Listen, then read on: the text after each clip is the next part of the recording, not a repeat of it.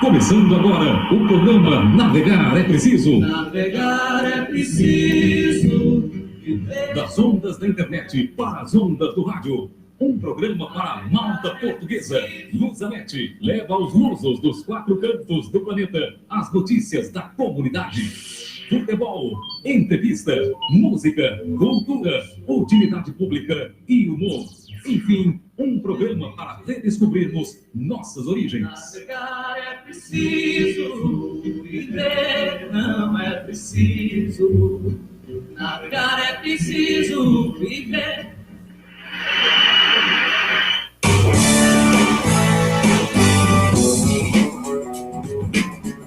Muito bom dia, amigos internautas. Estamos começando neste dia 10 de novembro de 2019, a edição de número 1004 do Navegar é Preciso, exclusivamente pela live no Facebook. O endereço é o www.facebook.com/Grupo Lusanet, tudo junto. Não deixe de acessar também o nosso site, o www.lusanet.com.br. Lá você encontra o link para assistir a nossa live. Em São Paulo são 10 horas e 3 minutos, em Lisboa 13 horas e 3 minutos. No programa de hoje teremos as notícias da semana em Portugal, bem como mais um capítulo da história dos castelos portugueses. Além de fazermos uma visita até o Conselho de Castelo de Vide. E, é claro, tudo sobre o futebol português e sobre a nossa Lusa do Canindé. Navegar é preciso. Visite o nosso site na internet. O endereço é www.lusanet.com.br. Mande também a sua mensagem para nós através do e-mail. Programa Navegar é Preciso @gmail.com.br. Repetindo, programa Navegar é Preciso, tudo junto e sem acento, @gmail.com.br. Lusanet. Navegar é preciso. Navegar é preciso. Notícias Lusanet. É isso aí, de volta com o Navegar é Preciso, Notícias Lusanet. Mais uma vez, nosso muito bom dia a todos os internautas que já estão acompanhando o Navegar é Preciso ao vivo pelo Facebook, facebook.com/Grupo Lusanet, tudo junto. Bom dia, Nelson de Paula. Muito bom dia, Lourenço. Bom dia a todos os internautas. Um beijo no coração de todos que nos acompanham aí todos os domingos aqui no Navegar é Preciso. E vamos de notícias do Zanetti na pujante São Paulo, 10 horas e 4 minutos. E em Lisboa, 13 horas 4 minutos. Luiz Montenegro apresenta candidatura à liderança do PSD. Luiz Montenegro, que assumiu ser candidato à presidência do partido numa entrevista à SIC em 9 de outubro, vai agora publicamente dizer qual é o seu projeto político para o PSD no LAX, Lisbon Arts Center Studios, edifício LAX Rocha Conde de Óbidos, pelas 17 horas deste domingo. O antigo líder parlamentar do tempo de Pedro Passos Coelho já tinha lançado o site da sua candidatura e a mensagem é toda virada para os portugueses ao mesmo tempo que tem andado numa roda viva pelo país. Numa nota colocada no Facebook, Montenegro diz que acredita na força que os portugueses têm dentro de si e que o nosso país tem como um todo. A força vem de dentro. É o slogan da candidatura de Luiz Montenegro à liderança do PSD. O antigo líder parlamentar lançou um site onde fala mais para o país do que para o partido. Em Braga, defendeu que quer um PSD forte para reformar Portugal sem depender do PS. E esta vai ser a marca de distinção em relação ao seu opositor Rui Rio, que admitiu entendimentos com Antônio Costa nas grandes questões estruturais. Num vídeo à beira-mar, Montenegro fez apelo ao regresso ao poder dos sócios-democratas. Quero partilhar convosco a minha vontade e a minha determinação em liderar o PSD e amanhã liderar Portugal, e de tal forma que um discurso abrangente que abraça na sua mensagem até os que não se revêem na social-democracia. Navegar é preciso. Regras do combate à desigualdade salarial já valem em 2020. As mulheres já não ficam para trás nas qualificações, mas continuam atrasadas em empregabilidade, salários, posições de chefia, pensões, taxa de pobreza e horas partilhadas de organização doméstica. Cada um destes fatores empurra os restantes e desta tensão continua a resultar uma desvalorização de 16% do trabalho das mulheres. Era assim ainda em setembro deste ano, nos dados do INE.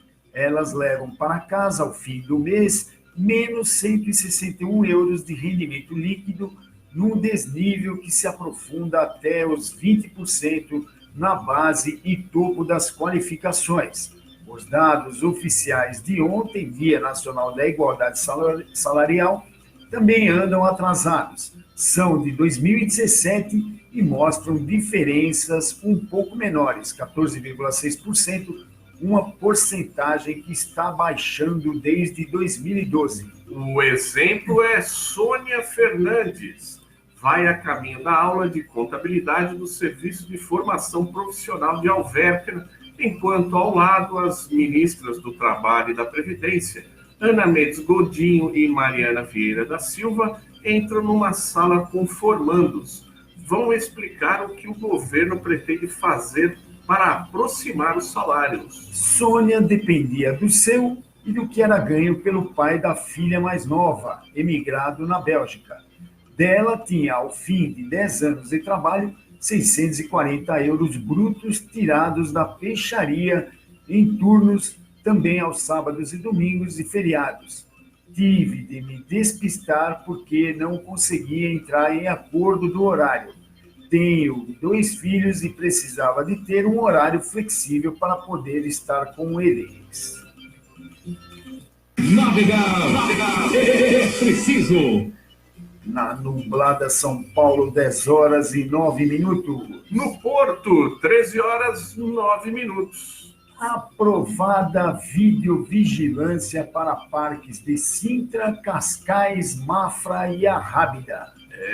O Conselho Metropolitano de Lisboa aprovou esta semana uma proposta para a implementação de um sistema de videovigilância nos parques naturais de Sintra, Cascais, Mafra e da Arrábida, estimando-se que entre em funcionamento no final de 2020. A proposta foi aprovada por maioria com a abstenção da Câmara Municipal de Setúbal durante uma reunião daquele órgão. No final da reunião, em declarações à agência Lusa, o primeiro secretário da Comissão Executiva Metropolitana de Lisboa, Carlos Humberto, adiantou que o processo se encontra em fase de concurso. O concurso já está em processo, não foi adjudicado, mas já se abriu o concurso. Eu acho que até o final do próximo ano estará em funcionamento, comentou ele. A área que este projeto pretende cobrir abrange os municípios de Cascais, Mafra e Sintra, no distrito de Lisboa, e os de Palmela e Sesimbra, no distrito de Setúbal. De acordo com a proposta, a que a agência Lusa teve acesso, pretende-se instalar um número mínimo de 12 torres de videovigilância, um centro de controle e gestão no Comando Territorial de Lisboa da Guarda Nacional Republicana e um posto de operação no Comando Subregional de Lisboa e Autoridade Nacional de Emergência e Proteção Civil. Navegar é preciso. Jordan Santos eleito o melhor jogador do mundo de futebol de praia. O internacional atleta português de futebol de areia, Jordan Santos, conquistou neste sábado o prêmio de melhor jogador do mundo de futebol de praia na Gala Beach Soccer Stars 2019, que decorreu em Dubai. O ala do Sporting de Braga e da seleção portuguesa de 28 anos bateu o italiano Gabriele Gori e o brasileiro Rodrigo e tornou-se o segundo jogador português a alcançar este galardão, sucedendo a Madjer, que venceu o prêmio em 2015 e 2016. Quero dar os parabéns ao Gori e ao Rodrigo pela caminhada e trabalho que têm desenvolvido. Se este prêmio vos tivesse sido entregue, seria igualmente justo. Agradeço também a organização desta gala. É um momento marcante para a vida de atletas, treinadores e apaixonados pela modalidade, afirmou Jordan após a entrega do troféu. Esta época, Jordan conquistou a Euro Winners Cup, Mundialito de Clubes, Campeonato Nacional e Taça de Portugal de Futebol de Praia. Ao serviço da seleção portuguesa, ganhou ainda os Jogos Olímpicos de Minsk, Mundialito de Futebol de Praia e o Campeonato da Europa. O galardão de melhor treinador foi para Gilberto, selecionador do Brasil, que bateu, entre outros, o selecionador português Mário Narciso. Navegar é preciso. Na belíssima São Paulo, 10 horas e 12 minutos. E em Castelo de Vide, que será um conselho abordado daqui a pouquinho no turismo, 13 horas e 12 minutos. Agora é hora do Oba, festas e eventos da comunidade portuguesa. Pois é, Lourenço, hoje, a partir da 12:30, a Associação dos Poveiros de São Paulo realizará seu almoço de novembro. Se você gosta de dançar, gosta de um bom bacalhau, bom vinho e de se divertir, de um bom papo, então você não pode perder esse convívio e será lá na sede da entidade, na Associação dos Poveiros de São Paulo. O endereço é Rua Doutor Afonso Vergueiro, 1104, na Vila Maria. Informações e reservas pelo fone 2967-6766 ou pelo celular 98594-5146. Na próxima quarta-feira, dia 13 de novembro, a partir das 19 horas e 30 minutos, acontecerá o jantar de aniversário da Câmara Portuguesa e prêmio Personalidade do Ano.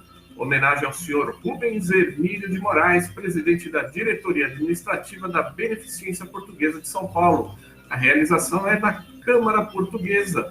O endereço é Casa Charlot, na rua Tabapuã, 1353, no Itaim Bibi. Informações pelo telefone 3340-3333. E não se esqueça, se você quiser divulgar a festa ou evento de sua entidade portuguesa neste espaço, é só enviar uma mensagem para o e-mail programa-navegarepreciso@zipmail.com.br. Não deixe de divulgar a festa ou evento de sua entidade portuguesa aqui no Navegar é Preciso. Navegar é preciso. Chega ao final, notícias Luzanete, mas vamos navegar até as 11 da manhã com muita informação. Daqui a pouquinho no turismo, Castelo de Vide, né? Já esteve em Castelo de Vide? Não? Infelizmente não. Quem sabe um dia, né? Hoje também na história dos castelos portugueses, o primeiro capítulo do Castelo de Alcobaça, Nelson. Castelo de Alcobaça, mais um importante castelo de Portugal. Nos descontos futebol português, essa semana teve jornada da Champions, da Liga Europa. Daqui a pouquinho você fica aí sabendo tudo o que aconteceu com os clubes portugueses. Também tem mais uma rodada da Superliga. Benfica ganhou, o Famalicão só empatou em casa. Está acusando o golpe, o Famalicão. Já começou a entrar na normalidade, né, Nelson? E tem música, Lourenço? Tem português. portuguesa também, né? Tem, né? Tem portuguesa. Vamos falar pelo menos de política da portuguesa. Porque futebol que é bom, não tem nada. Mas agora é hora de música, maravilhosa música portuguesa, é claro, sempre oferecendo para vocês que estão ligadinhos aqui no Navegar é Preciso, ao vivo pelo Facebook, facebook.com/Grupo Luzanet, facebook.com/Grupo Luzanet, como já estão fazendo aqui a minha sogra, dona Fátima Oliveira, um beijo para ela, meu primo Sidney Duarte, o nosso amigo Alberto Miranda, na escuta do Navegar é Preciso, todos os domingos, diretamente lá dos Estados Unidos da Moca. Você está pensando o quê? O Alberto Henrique Figueiredo também desejando bom dia a todos, o Antônio Carlos de Helva Caldeira também, bom dia para você também. Enfim, o pessoal já se conectando com a gente, curtindo aí o Navegar é Preciso, o Thiago Rodrigues também. Enfim, vai divulgando aí a nossa live nas suas redes sociais. Um abração também para o Rodrigo Alencar, um abração para ele também. E vamos também dedicando aos aniversariantes da semana. Deixa eu ver quem faz aniversário. Olha só, amanhã, dia 11, eu e minha esposa Grace fazendo 13 anos de casados. Parabéns para nós. Parabéns. Também o Luiz Fernando, primo do Emílio, também fazendo aniversário. Parabéns para ele. Na terça-feira, dia 12, a minha tia Marici fazendo aniversário. Um beijo para ela. Na quinta-feira, dia 14, o meu primo Sérgio Ricardo fazendo aniversário. Um abração para ele. E no sábado, dia 16, o meu outro primo Luiz Carlos também fazendo aniversário. Família grande. Parabéns para ele.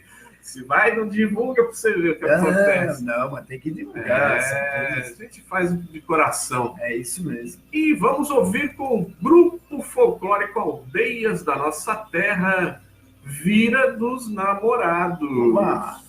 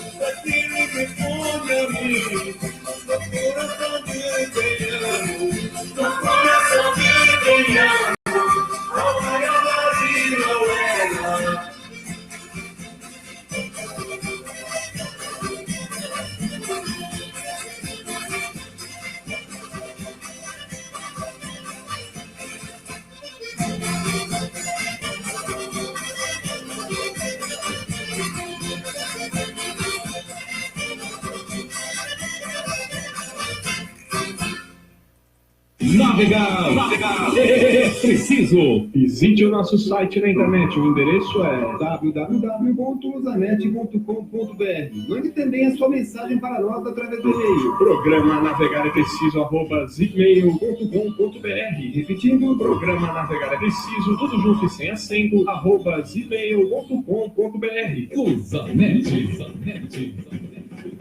Navegar é preciso.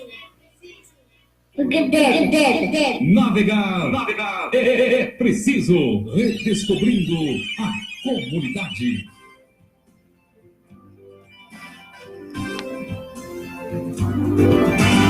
É isso aí, de volta com o Navegar é Preciso, e como acontece todos os domingos, estamos aqui eu, Lourenço Correia, e meu copiloto Nelson de Paula para levá-los a mais uma breve viagem a outro dos principais e mais pitorescos pontos turísticos de Portugal. Nelson, qual o destino da viagem de hoje? Hoje vamos ao Alentejo do Paco Bandeira, Castelo de Vide. Situado no Nordeste alentejano, o concelho de Castelo de Vide pertence ao distrito de Porto Alegre, abrangendo uma área de 265 km², distribuída por 4 freguesias. Faz fronteira a oeste com o concelho de Nisa, a sul com os concelhos do Crato e Porto Alegre, a leste com o concelho de Marvão e a nordeste com a Espanha. Castelo de Vide terá sido conquistado aos mouros por Dom Afonso Henriques, que a doou a Gonçalo Monzinho, cavaleiro nobre do tempo de seu pai. Mais tarde, foi propriedade de Pedro Anes, que lhe concedeu foral em 1180. Em 1276, Castelo de Vide surgia já como um município independente da área municipal de Marvão, da qual fazia parte desde 1226. No ano de 1372, Dom Fernando cede a vila e o seu termo na Ordem de Cristo, em troca de Castro Marim, e posteriormente Dom João I doou a Gonçalo Anes, um dos heróis de Aljuba Rota. A situação de Castelo de Vide, relativamente próxima da fronteira espanhola, fez com que a vila fosse palco de muitas ações em guerras entre Portugal e Espanha, especialmente no período de 1640 a 1711.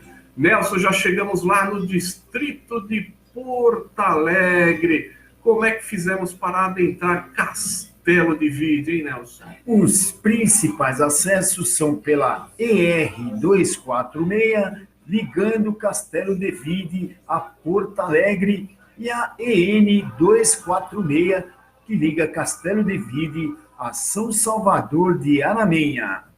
Lourenço, Patrimônio, Cultura e Lazer. Bom, parte de Castelo de Vide está integrado no Parque Natural da Serra de São Mamede, de grande beleza paisagística. Outros locais de interesse turístico são a barragem de Póvoa e Meadas e as termas de Castelo de Vide. Já a nível do patrimônio arquitetônico, merecem referência o Borgo Medieval, o Castelo, o Forte de São Roque e as muralhas que envolvem a vila. Nelson, o que é que podemos trazer de recordações do artesanato de Castelo de Vide? Os destaques são para os trabalhos em madeira, ferro forjado, a pintura em mobiliário e os bordados. E o que temos de festas e eventos? Bom, os destaques ficam por conta da festa de Nossa Senhora da Graça em agosto, em setembro a festa de Santa Margarida e em dezembro a festa de Nossa Senhora da Conceição. Nelson, 10h24. Como dizia o nosso saudoso amigo Abílio Erlander, já estou com água na boca. Sugestão gastronômica de Castelo de Vide. Entre os principais pratos tradicionais destacam-se o sarapatel, o ensopado de cabrito, a sopa gata, a alhada de cação e as migas com o entrecosto. Nelson, o pessoal quer saber e os docinhos, Nelson? Aí tem os bolos secos, a boleima e o bolo finto. Nelson, quem quiser maiores informações sobre Castelo de Vide, consulta que site, hein? Vai lá no site oficial da Câmara Municipal de Castelo de Vide, e o endereço eletrônico é www.cm-castelo-vide.pt. Então, não se esqueça, estando em Portugal, visite Castelo de Vide. E vamos de mais música nesta manhã meio nublada aqui em São Paulo, mais uma vez dedicando a todos os aniversariantes. Amanhã, dia 11, o Luiz Fernando, primo do Emídio, para minha esposa Grace, 13 anos de casado, parabéns para ela e para mim. Na terça-feira, minha tia Marici fazendo aniversário, um beijo para ela. Na quinta-feira, dia 14, o meu primo Sérgio Ricardo. E no sábado, dia 16, meu primo Luiz Carlos também fazendo aniversário. Mais uma vez, dedicando a todo mundo que já está ligadinho aqui com a gente nas lives do Facebook, facebook.com/grupo Musanet. E vamos ouvir agora Maria da Fé, né? A voz, é boa, hein? Essa é boa. Senhora do Tejo.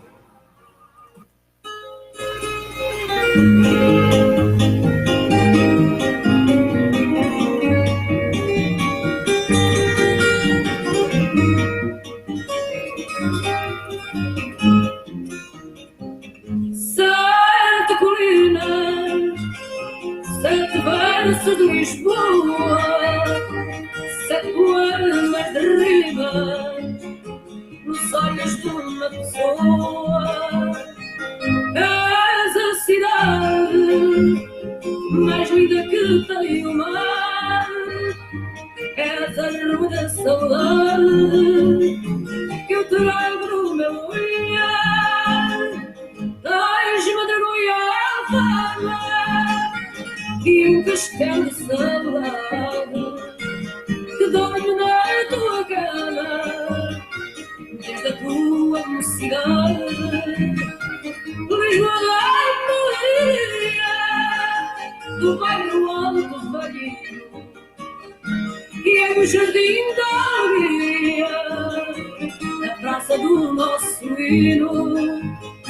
E ficas tão engraçada, com graça lá no alto, que basta sair de mar, a virar baixo no salto, e a Augusta, e moldurando o navio que atravessa a Santa Justa para vir beijar o Rocio. É no terreiro onde eu passo e me revejo neste amor que eu te tenho, senhora mulher do Tejo. Tens-me de goiaba e um castelo de saudade que dorme na tua cama desde a tua mocidade. Lisboa da Maria, do bairro Alto Valinho, e é no jardim da alegria, na praça do nosso hino. E ficas tão engraçada, com a graça lá no alto, que basta sair do mar para virar baixa no salto.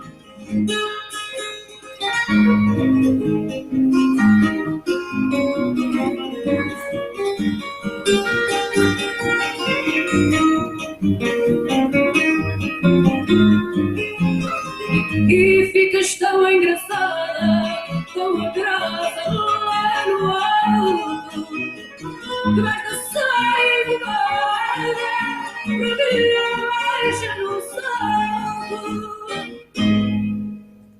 Navegar é preciso. Visite o nosso site na internet. O endereço é www.zanet.com.br. Mande também a sua mensagem para nós através do e-mail. Programa Navegar é Preciso@gmail.com.br. Repetindo, programa Navegar é Preciso, tudo junto e sem acento, @gmail.com.br. Zanet. Navegar é preciso. Navegar é preciso. Redescobrindo a comunidade. É isso aí, minha gente. Estamos retornando depois dessa linda música portuguesa. Essa guitarra portuguesa é uma coisa sensacional. Vamos de história de Portugal. Vamos começar a falar de um novo Castelo Lourenço. Hoje o primeiro capítulo do Castelo de Alcobaça. Pois é, o Castelo de Alcobaça localiza-se na freguesia de Alcobaça, cidade e concelho do mesmo nome, no distrito de Leiria, obviamente, em Portugal.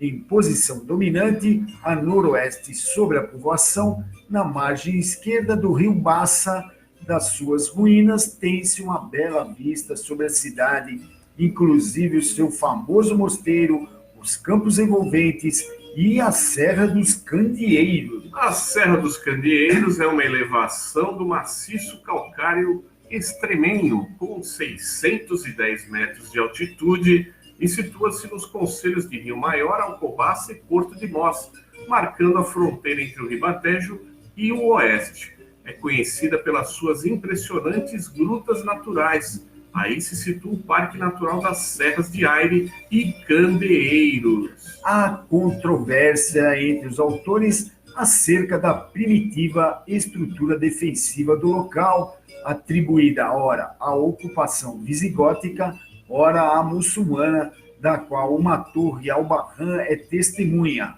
Embora as lendas locais atribuam a construção do primitivo castelo aos visigodos, outros autores atribuem a sua edificação aos muçulmanos, que o terão edificado em posição dominante sobre a vila, dando-lhe o nome de Alcácer Ben El Abbasi, que era o nome de uma porta da cidade de Marrocos. É a época da reconquista cristã da Península Ibérica. As terras da região de Alcobaça foram tomadas pelas forças de Dom Afonso Henriques por volta de 1148, momento em que terão conquistado esse castelo.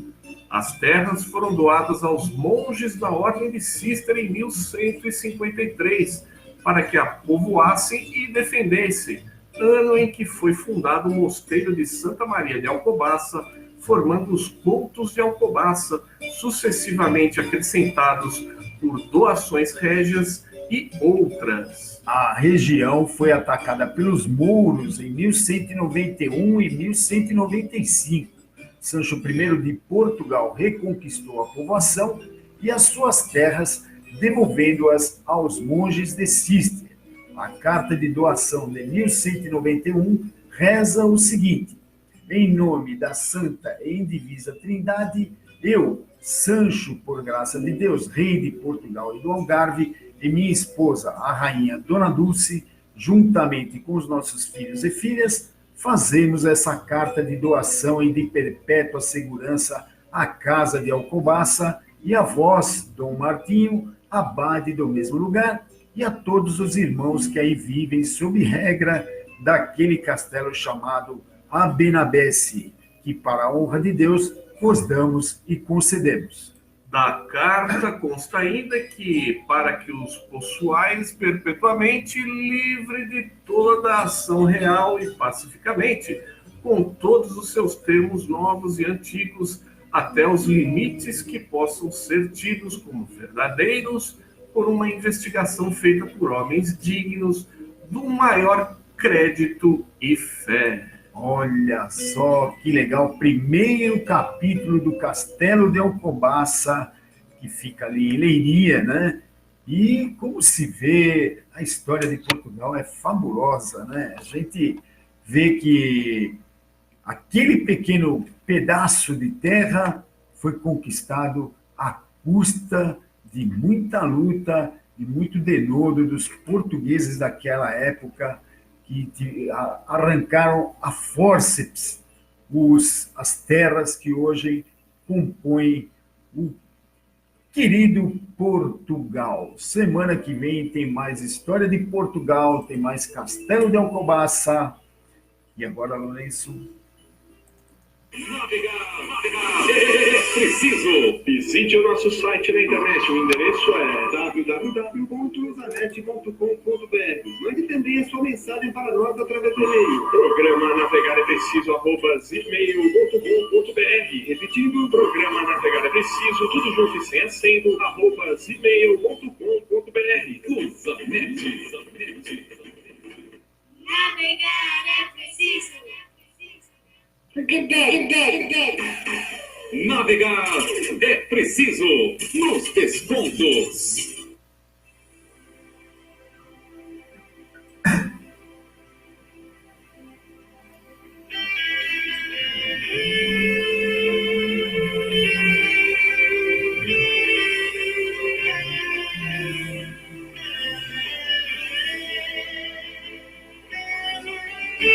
Lindo hino português, hein, Léo?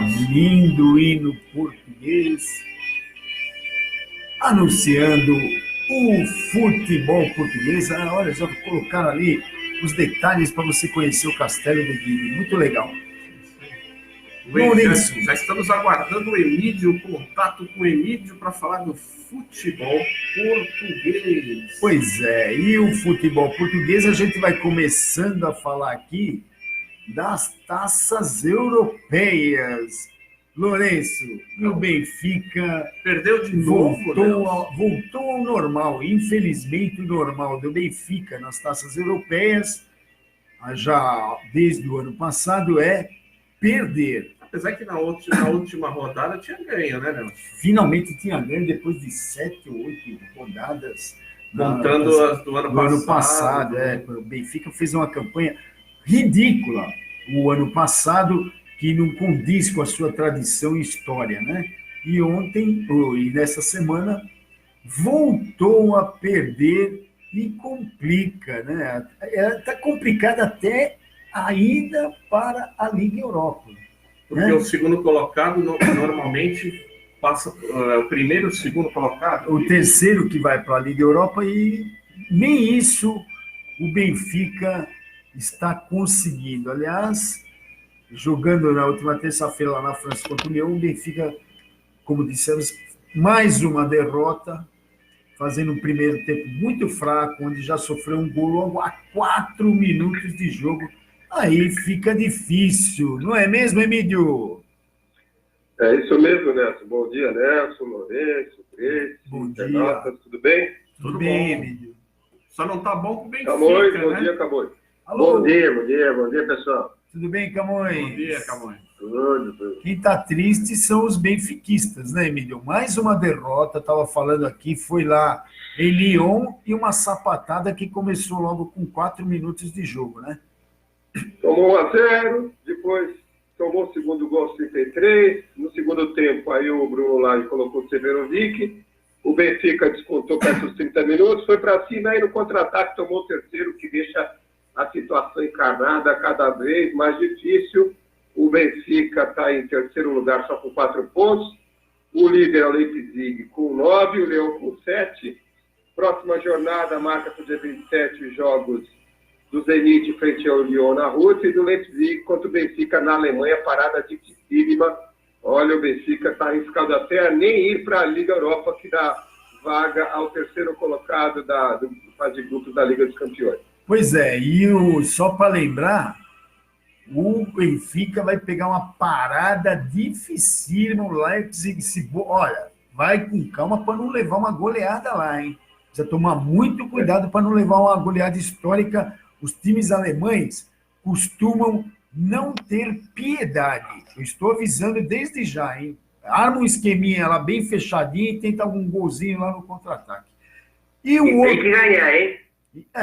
Tá difícil, né, Camões? Muito difícil. E o Sport, Emílio? Sem merecer, mas com um grupinho que tem equipes também limitadas, o Sport venceu nessa quinta o Rosenborg na Noruega, fez 2 gols. Adivinha quem fez o gol a favor, meu? Quem foi? O Coates. O Coates. O Coates fez o gol a favor dessa vez. Acho que agora ele... Já fez mais que um. Semana passada ele tinha feito outro, né? Acertar o GPS dele, né? Aí o Coates e o Bruno Fernandes fizeram 2 gols, o Sport venceu. Com isso, e beneficiado pela goleada que o PSV sofreu lá na Áustria para o LASK, que perdeu de 4-1. Pois o é, Sport rapaz. assumiu a liderança do grupo com 9 pontos. A vice-liderança está com o LASK, que surpresa, 7 pontos. Próxima jornada, Rosenborg e LASK, Sport e PSV, um empate lá no Alvalade garante o Sport na próxima fase. Oi, Emílio. Oi? Deixa eu discordar de você agora, rapaz. Beneficiado não, pô. Ele foi prejudicar, mas nem aí tem sorte. Se o PSV ganha, o Sport praticamente estão classificados. Tá bom, tem também, é verdade. Você tem Bom, razão. mas o Camões, mas agora o Sporting está liderando o grupo, né? Ele pode virar bem, em mas- primeiro lugar e aí joga com um time teoricamente mais Mais fraco, fraco né? na Na próxima fase. Mas se o PSV tivesse ganhado para 10 pontos, o Sport com 9, o Laço com 4 não tinha mais hipótese. É verdade. Mas É praticamente possível, é verdade. não, mas o Sporting, ô, Camões, quem pretende alguma coisa da vida, o Sporting vai jogar com o PSV no Alvalade. Tem que se impor e como já está com moral aí nesse grupo, ganha logo e passa adiante. Essa pra moral quem- do esporte eu não confio muito, não, viu? Para quem ganhou do Laço 1-0, amigo. É, mas o Lasca enfiou 4 no PSV. Camões, e Emílio, Porto perde mais uma e não sai da lanterna. Que coisa o Porto, hein? Não jogou nada. Com 2 gols sofridos nos últimos 20 minutos, mais uma vez o Porto decepcionou, o retrógrado, prepotente, ultrapassado, que só vive do passado, o Sérgio Conceição. Agora eu gostaria de saber o que ele ia culpar. Ou é o gramado, ou é o juiz, ou é o VAR. O que ele vai culpar dessa vez, Camões? Os jogadores, que os quatro gringos foram afastados do jogo de hoje contra o Boa Vista, lá, rapaz, porque Tirou o goleiro, chegaram tirou até o as Luiz 4. Dias, tem mais. Então, Emílio, Ficaram até as 4 horas lá na casa, lá numa festa lá dos gringos lá, rapaz. Foi por isso. bom, aí o Sérgio Conceição é tudo que ele queria, né? Já arrumou, como o Emílio falou, já arrumou um culpado, os culpados, né? Lamentável, Porto. Sinceramente, aquele centroavante, eu não me canso de falar, aquele Marega. Olha, vai pro MMA, alguma coisa assim, levantamento de peso. Ele não tem perfil de jogador, pelo amor de Deus. E você quer o quê? Um grupo liderado por Young Boys e Glasgow Rangers com 7 pontos. É brincadeira. O Porto com 4. Lembrando que o Glasgow Rangers, até muito pouco tempo, estava quase falido. Falido. E está se recuperando, a gente acha legal, porque é um time tradicional da Escócia. E eu fiquei sabendo que nunca um português ganhou na Escócia, Lourenço. Sério? Que coisa, hein? Freguês dos Também escoceses. foram poucos jogos lá, né? Bom, Mas é verdade. Mas não ganhou nenhum. Próxima jornada, 28 desse mês, Young Boys e Porto. Um empatezinho, o Porto já diz adeus às taças europeias. E Fenor de Glasgow. E o Porto, que era o favoritíssimo dessa chave, né? O time mais tradicional, que tem 2 Eurocopas, né? Se eu não estou enganado, o Emílio, quando teve o sorteio, falou que o Porto tinha se dado muito bem. Pois no é, sorteio. pois é. Foi, verdade. Moleza. Eu também, as favas contadas. E o Guimarães, mais uma vez, jogou como nunca e perdeu como sempre, né, Emílio? Não, dessa vez não perdeu, não, Léo. Dessa vez o Guimarães enfrentou o Arsenal, fez uma belíssima partida, e mais uma vez Empatou, tomou né? um gol faltando 10 minutos para o final, mas por uma sorte, por merecimento, empatou nos acréscimos do gol do Bruno Duarte, mas dando o primeiro pontinho para o Vitória de Guimarães, que merecia uma melhor sorte desse grupo. No outro jogo do grupo, o Standard de Liège venceu o Carlos Franco por 2-1. E com isso, o Arsenal segue disparado com 10. E a próxima jornada marcada para o próximo dia 28, né? Arsenal Frankfurt, Guimarães e Standard de Liège. Pelo menos o Guimarães está honrando a camisa, né? Pegou uma chave difícil e tem jogado bem, né? Empatou com o Arsenal, que é o líder da chave. E o Braga, Emílio? O Braga, desde o começo, confirmando o seu poderio no grupo, venceu em casa o Besiktas 3-1.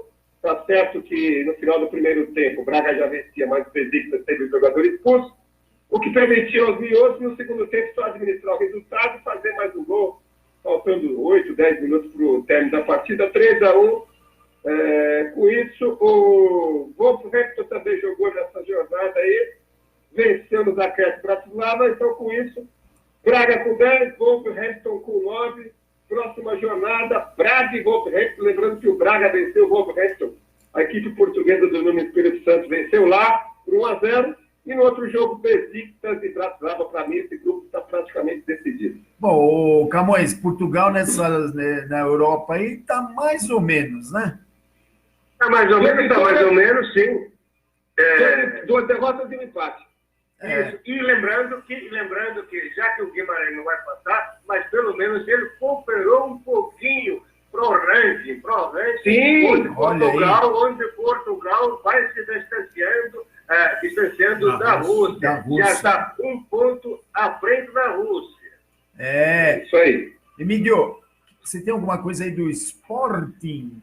O Wendel, que nós temos afastado por também estar nas baladas, ele foi reintegrado ao elenco para essa partida frente ao Rosenborg, ficou no banco, mas a direção do Sport não mudou de ideia em janeiro para o mercado de transferência.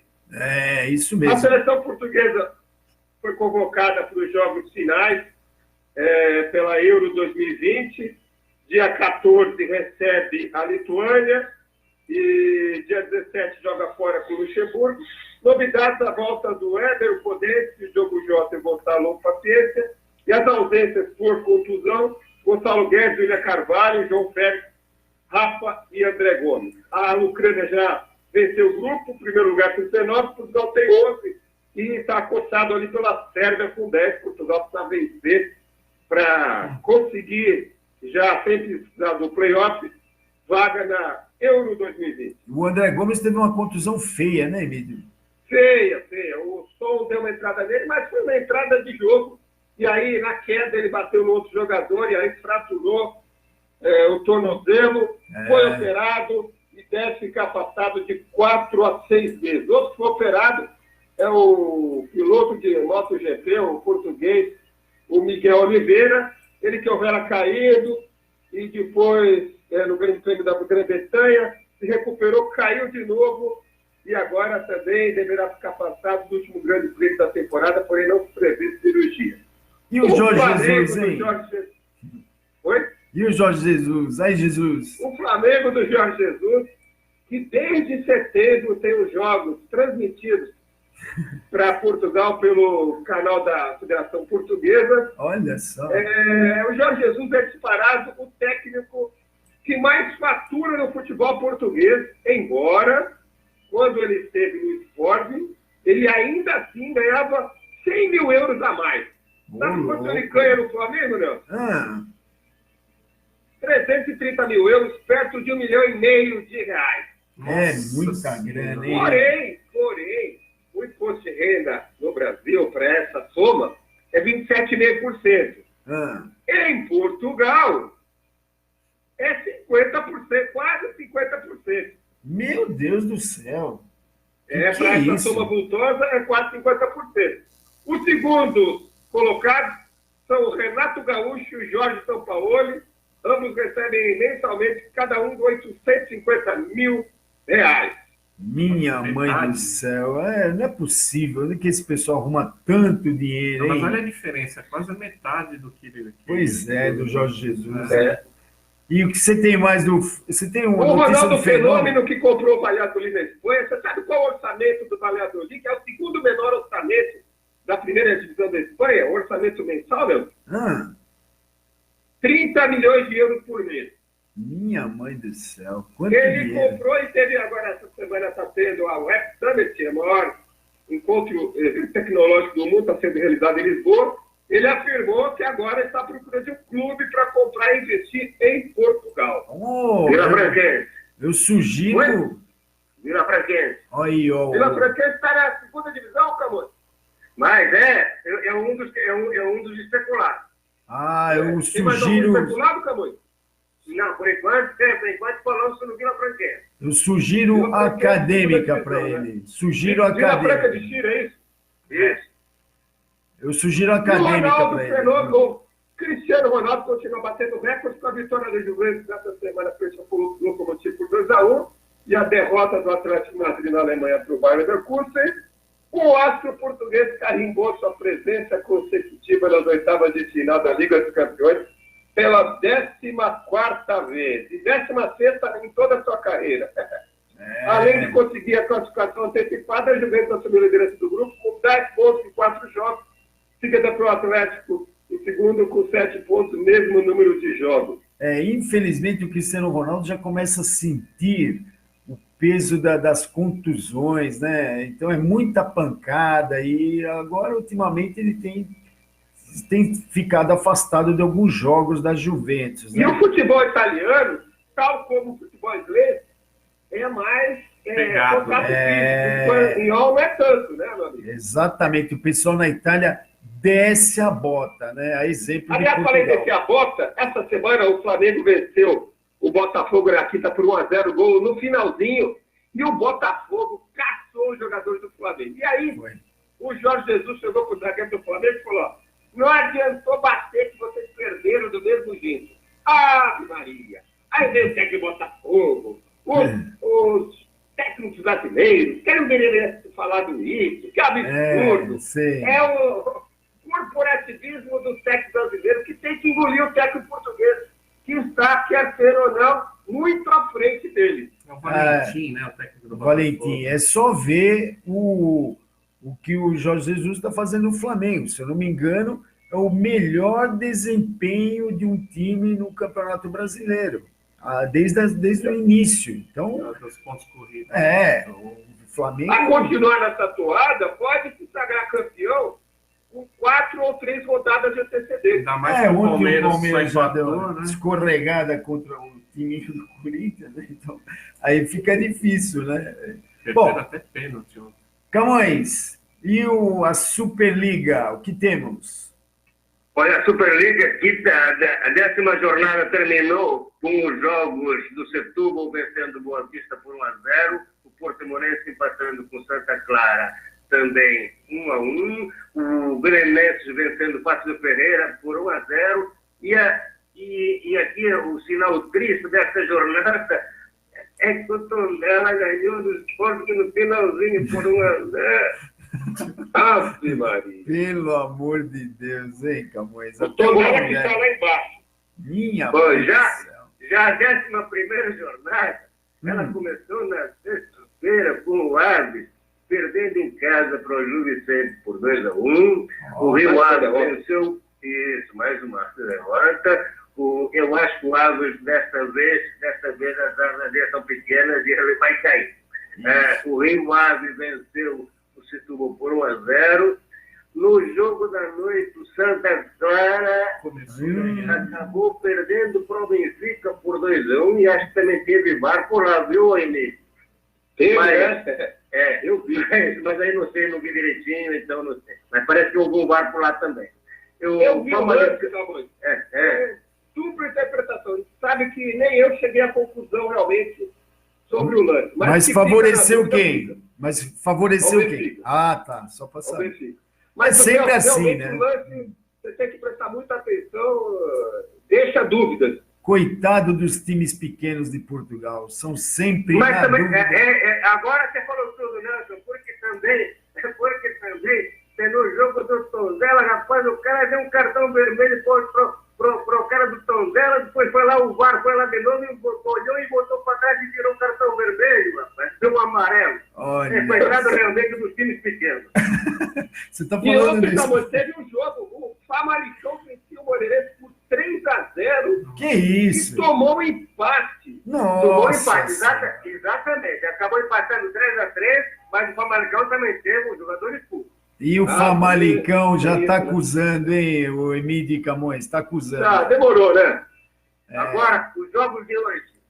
Marítimo Portimonense, Passo do Ferreira Tondela, Sporting Belenense, sai, deixa o Guilherme Guimarães, Braga e Boa Vista Porto. Rapaz. Olha Clássico aí. lá no Porto. Como é que está a classificação, hein, Camões? Nesse momento o Benfica disparou, está com 30 pontos, o Porto 25, o Famalicão ainda está em terceiro com 24, em quarto aparece o Sport com 17, quinto Guimarães 16, depois vem ali o Boa Vista, Rio Ave Tondela com 15 pontos, nono Gil Vicente com 13, décimo Santa Clara com 13 também, depois Braga e Setúbal, o Braga que vai bem nas competições europeias, mas na competição doméstica não está tão bem assim, o Braga em 11º, junto com o Setúbal com 12 pontos, 13º Moreirense 11, Belenense Sarpe em 14º com 11 também. Olha a Ilha da Madeira, rapaz. 15º Marítimo com 10, 16º Portimonense com 7. E lá embaixo, os dois últimos, os grandes candidatos a não ficarem na Primeira Liga, Paços de Ferreira com 5 e Desportivo das Aves com 3. O Camões. Aliás, o que me dói aos ouvidos é ouvir as transmissões da FN, Nossa de outros Senhora. canais aí a cabo, e vão falar Paços Ferreira. Eles não sabem ler, está bem claro, Paços Ferreira. Parece pejorativa a forma como se dirige a muitas equipes portuguesas. Lamentável. Não, teve um ano aí que eu fiquei indignado. Os caras o tempo todo, ou acadêmica, faça-me um favor. Não, é terrível, é terrível. Faça-me um favor. Agora, por falar em acadêmica, o Camões, acadêmica, Nossa. mais uma derrota em casa, é isso? Professores, exatamente. E O olha, Farense. na segunda liga, os vão se firmando como candidatos no Farense. Olha o Farense, rapaz, depois de muitos anos, uma equipe tradicionalíssima, Sporting Farense, Sporting de Faro, o Farense com 24, há muitos anos que ele já se afastou da Primeira Liga, ele volta, está voltando com força, 24 pontos, outro Leixões também, rapaz, soldados do Leixões com 20 pontos, em segundo lugar, o terceiro Covilhã 19 e o quarto o Nacional também com 19. E você já E o falou, Acadêmico de Viseu? o Acadêmico de Viseu está em 10º lugar com 12. E E a Acadêmica em 14º com 9. e o pessoal lá da Póvoa também está torcendo ali pro Varzim, subindo, do meu amigo Evaristo, lá também da Póvoa do Varzim. Mas a Acadêmica, lamentável. Que coisa triste. Eu acho que esse ano não vai ter surpresa para a Acadêmica, não. Ah, não. Bom, Camões, mais alguma coisa do futebol português? Só lembrando hoje, dá uma pitaco no Jorge Mendes, um dia na vida de um leitor de jornais. Isso significa que o Jorge Mendes, a gente sabe que ele usa aqueles jogadores do Seixal e outros jogadores também, quando dá essas coisas todas, e ele manipula através dos jornais, através principalmente da bola, ele transforma, transforma aquelas pedrinhas que não valem nada em ouro. E depois uma reluzem e outras somem. Eu pensei que era só na Folha de São Paulo que acontecia isso. Não, lá também acontece, rapaz. Lá também acontece. Principalmente na bola e no Record. Bom, Camões, semana que vem você volta com o futebol português. Só lembrando, Nelson Emílio, que também o jogo pela Libertadores, né, acabou sendo mudado, né? Ele agora passou para o Peru, vai ser em Lima. Pois é. Aliás, o maior estádio da América do Sul, não sabia, quase 81 mil lugares. Meu Deus, que não deve ser ocupado nem por 1/3 do público, porque para mim essa ideia aí da Libertadores é ridícula. Eles estão querendo jogo único num país neutro. Também. Eles querem copiar a Liga dos Campeões, mas o nível é outro. Ridículo. Não dá. Olha, o Lourenço lembrou bem aqui, ontem não tinha ninguém no estádio lá. Final. Foi em Assunção, no Paraguai. Pelo amor de Deus, é ridículo. Faz uma final com 10 mil pessoas. Olha, lamentável. Podia fazer um jogo aqui no Rio de Janeiro, outro lá em Buenos Aires, seria uma festa, tanto lá como cá. Cogita-se na Liga dos Campeões voltar ao tempo de ouro do Benfica, onde as finais eram disputadas em jogos de ida e volta. Tá vendo Exatamente. só? Tá vendo só? Até para arrecadar mais dinheiro. Lógico, são 2 partidas, movimento o país inteiro. Fica turismo, né? Lamentável. A cidade fica mais gente lá. E dependendo do resultado, se um terceiro jogo no campo meu.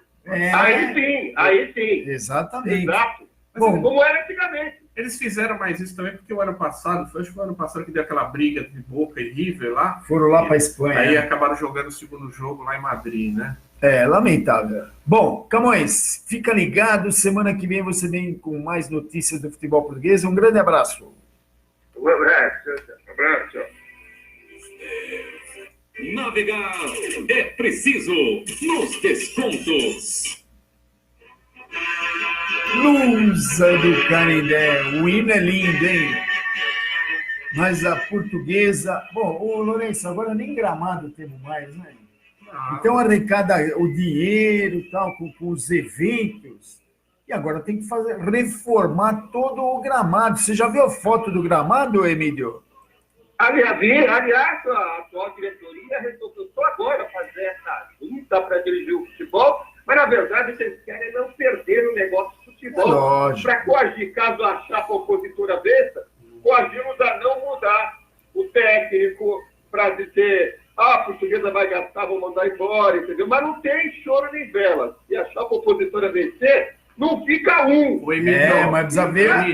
Eu ouvi outra coisa durante essa semana lá no programa do Quintal, dizendo que a chapa Revolução já fez um acordo aí com o pessoal da junta, que esse time que eles estão montando, inclusive comissão técnica, o gerente de futebol, ficam até o fim do Campeonato Paulista da Série A2, pelo menos. Sei. Agora vamos ver. Você sabe, Nelson, que vamos ver. E o vice, a presidência, não estiveram presentes. E eu conversei com os dois, e eles disseram que eles não assinaram nada, não acordaram nada. Não, e o Emílio, eu gostaria de saber, e a gente vai ficar sabendo em janeiro, se Deus quiser, aliás, com a vitória da... Na sexta-feira, ele me garantiu isso, ele que é vice do Tomé. Quem? O Silvio Moreira. O Silvio Moreira esteve no meu consultório na sexta, e garantiu que esse pretenso acordo aí não tem o aval nem dele, nem do candidato a presidente do Tomé. Então é importante, a informação que o Emílio está trazendo é mais fresca do que o que tinha sido divulgado. É oficial essa informação. Conversou na sexta-feira, no fim da tarde, com o candidato a vice da chapa Revolução. Então, pelo visto, não temos, assim, esse acordo que divulgam pelas mídias sociais. Só que é o seguinte, né? A gente, se Deus quiser, em janeiro a gente vai ficar sabendo se a chapa Revolusa deve ganhar, se Deus quiser, e a gente vai ficar sabendo das condições contratuais, né? Com os itens contratuais que foram base para assinatura.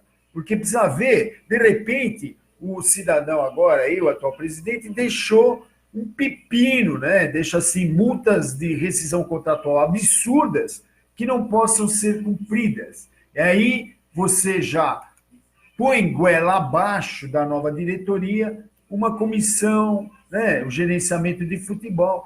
Vamos ficar sabendo. Aliás, essa semana tem uma polêmica aí também, né, Medeu, no programa do Quintal, que entrevistou a famigerada Gislaine Nunes.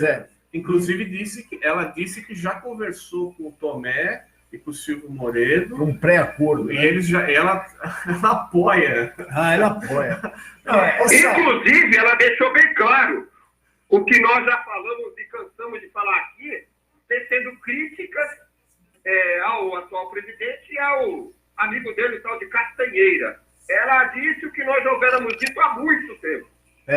Bom, só deixando claro que ela falou que como gestor, como presidente da Portuguesa, ele descumpriu todos os acordos que fez com ela não gosta dele como presidente. Mas não tem nada contra ele, contra a pessoa física do presidente. O que nós falamos aqui sempre é dos dirigentes. Exatamente, a forma de administração que eles conduzem a Portuguesa. É um pior que o outro na sequência, é lamentável. Agora, lamentável é a postura do tal de presidente em exercício do COF, o tal de Sandro, que demonstra claramente de que lado ele está, né? Parece que ele ama o AB, porque deve dizer que o Quintal não deveria colocar tiro. Em primeiro lugar, que o estatuto e nem a regimento interno prevê que o COF, ou que alguém do COF tenha que manter segredo sobre as contas da Portuguesa. Em primeiro lugar, então esse seu Santos precisa se inteirar mais, porque está ocupando um cargo que nem o estatuto ele conhece.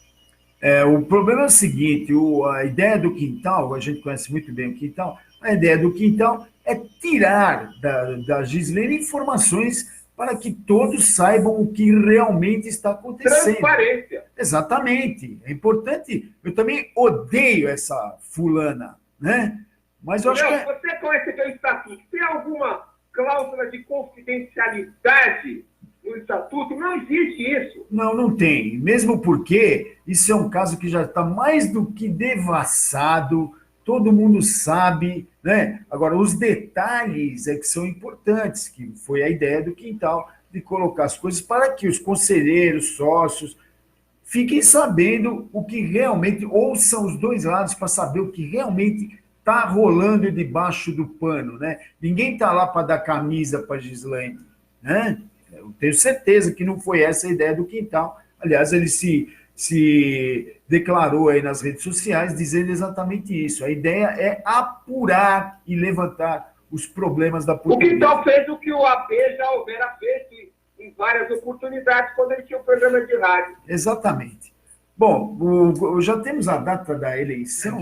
25 é do Conselho, não é? Não. 25, E né? dia 10 de dezembro para Presidente. É isso aí. Aliás, mais uma vez... 10 de dezembro, a presidência, temos conselheiros.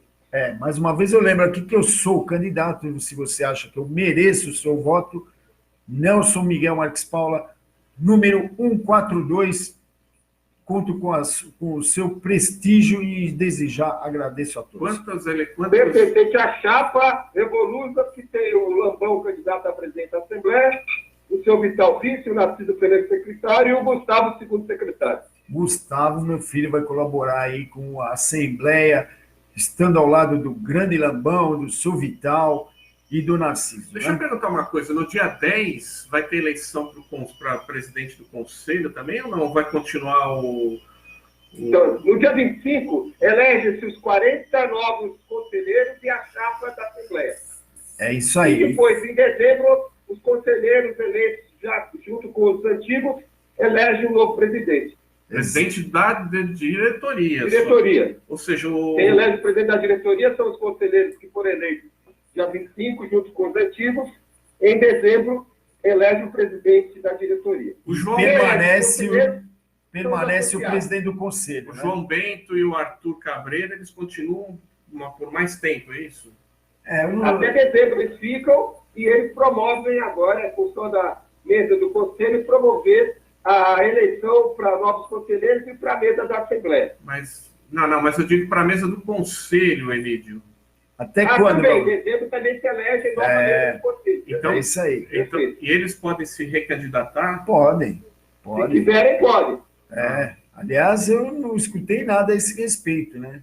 Até agora... Porque está todo mundo muito focado com a diretoria, que é o principal. Mas é importante lembrar que a mesa do conselho é super importante. Se não fosse o João Bento e o Arthur lá, a gente estaria sem mesa, sem nada. Não sei nem como é que teria eleição agora. Sem mesa, sem cadeira, sem nada, sem rumo. Nossa, olha, eu vou te falar uma coisa, viu? Bom, Emílio. No futebol dizem que amanhã vão ser anunciados alguns jogadores aí pela nova comissão. É bem o que o Emílio falou mesmo. Os caras não querem largar o osso. Querem manter, coagir. Não querem largar o osso, né, Emílio? É impressionante. O negócio de futebol. Eu vou te falar uma história, viu? Bom, Emílio, mais alguma coisa? Por hoje é só. Bom domingo a todos. Um abraço. Um abraço, Emílio. Um abraço, Emílio. Estamos chegando ao final do Navegar é Preciso, aniversários da semana. Amanhã, né? Dia 11, eu e a minha esposa Grace completando 13 anos de casamento. Um beijo para Grace. Amanhã também, dia 11, o primo do Emílio, o Luiz Fernando, também fazendo aniversário. Parabéns para ele. No dia 12, terça-feira, minha tia Marici também fazendo aniversário. Um beijo para ela. Na quinta-feira, dia 14, o Sérgio Ricardo, que é meu primo, também fazendo aniversário. Abração para ele. E no sábado, dia 16, meu outro primo, Luiz Carlos, também fazendo aniversário. Um abraço para ele também. Eu gostaria de registrar aqui, mandar um abraço para o meu primo, que infelizmente sua mãe, minha tia, faleceu esta manhã. E a gente só tem a lamentar. Bom, a vida que segue e é isso aí. Vamos deixando aqui um abraço a todos os internautas que prestigiam os jornais que colaboram com as notícias, a equipe do Navegar, Lourenço, eu e Emílio, que financiam por idealismo a emissão desse programa Lembrando sempre que as colocações aqui feitas são independentes, espontâneas e democráticas, representando a opinião pessoal de cada um. Voltaremos no próximo domingo, a partir das 10 horas, ao vivo, com facebook.com/Grupo Luzanetti. Um grande abraço a todos e tchau! Tchau!